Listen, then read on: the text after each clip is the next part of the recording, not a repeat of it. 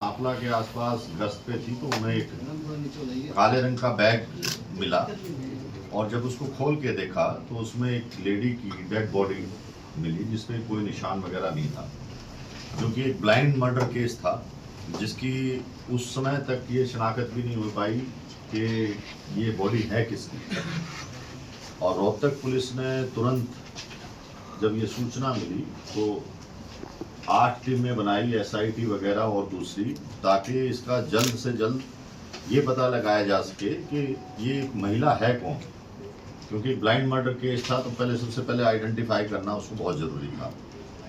तो तुरंत लोगों को जो भी जान पहचान के थे या और दूसरे लोग थे उनसे जब ये इनके परिवार वालों ने इसको शनाख्त कर लिया कि ये हिमानी नाम की लड़की है जो कि रोहतक विजयनगर में रहती है, तो उसके बाद सभी SIT टीम्स अपने अपने काम पे लगी। इसमें रोहतक पुलिस ने बहुत मेहनत और इतना व्यस्तता चुनाव के होते हुए इतना जल्दी ये केस ट्रेस आउट किया है, जो कि बहुत सराहना की बात है।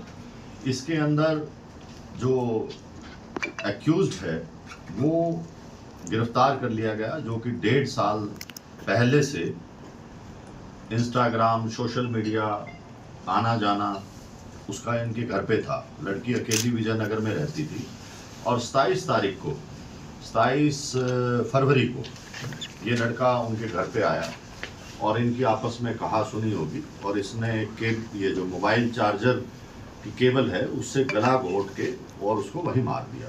उसके बाद जो इसके जेवर थे, लैपटॉप था या जो दूसरा सामान कीमती था, उसको ले जाके अपना जो उसकी शॉप थी, दुकान या अपना झज्जर के अंदर, वहाँ छुपाया और इसी की स्कूटी लेके वो वहाँ गया और वापस आया और रात को फिर इसने इसको लड़की को काले बैग में पैक करके, और क्योंकि रजाई वगैरह पे भी खून के धब्बे वगैरह पड़ गए थे, तो उन सब को साथ पैक करके और ये रात को 3 व्हीलर लेके बस में सांपला बस स्टैंड के पास गया, ये दिखाने के लिए कि मुझे कहीं जाना है। तो फिर वहाँ जब 3 व्हीलर चला गया तो इसने वो बैग वहाँ पर फेंक दिया ताकि आइडेंटिफाई ना हो डेड बॉडी, और उसके बाद ये वहाँ से भाग गया। लेकिन पुलिस ने जो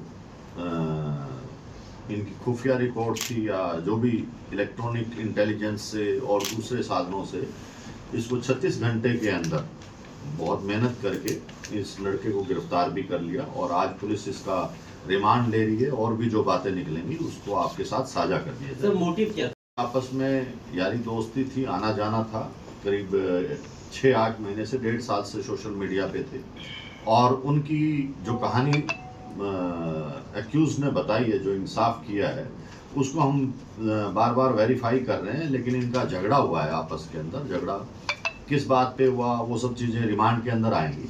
अच्छा, नाम क्या था सर इसका? कहाँ का रहने वाला? सचिन है, ये झज्जर का रहने वाला है।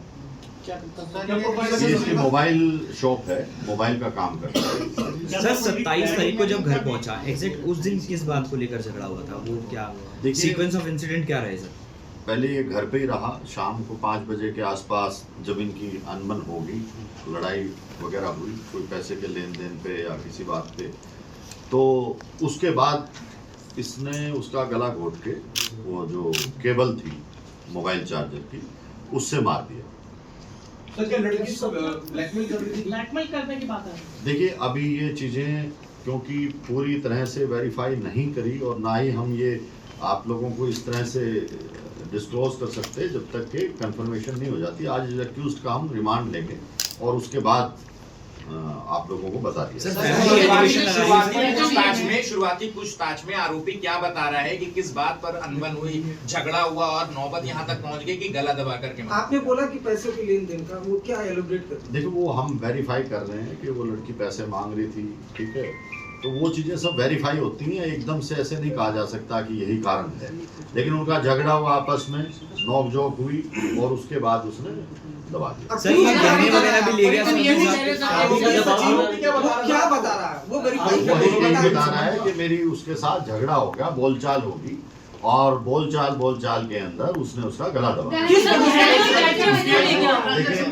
लड़ाई झगड़ा किसी भी बात पे हो जाता है, कोई स्पेसिफिक नहीं होती। आपने बोला घूमने लेकर चला गया था और उसको देखिए इससे इंटेंशन पता लगता है लड़के की कि डेथ करने के बाद जो उसके जेवर थे, लैपटॉप था, वो वहाँ से लेके निकल गया था और उसके बाद उसने ये देखा कि भाई किस तरह से बॉडी को ठिकाने लगाया जाए ताकि किसी को पता ना लगे। तो वो सब एक दूसरे से लिंक्ड और सर्कमस्टेंशियल एविडेंस हैं और वो खुद भी मान गया इस बात को।